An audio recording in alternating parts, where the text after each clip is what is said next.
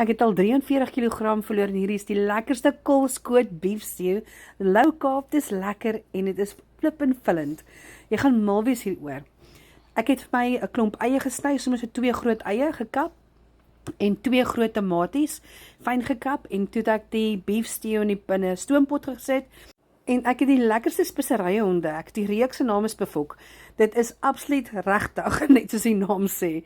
Dis heerlik en daar's geen fillers in nie, daar's geen suiker in nie, geen ekstra goedjies in nie en die speserye is lekker julle. Hierdie een se naam is koolskoot en hy het so 'n ding wat sê die koel is deur die kerk op die kant. Dis baie oulik, baie lekker. En ek saam met dit het ek die soedoring ook bygesit.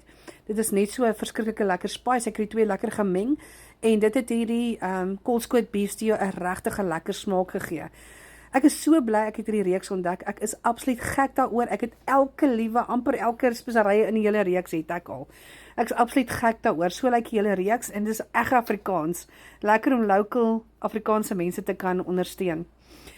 So ek het net eenvoudig dit in die stoompot gegooi vir so 43 minute dat hy lekker goed deurgekook het en toe het ons opgeskep. Geniet jou koolskoot beef stew.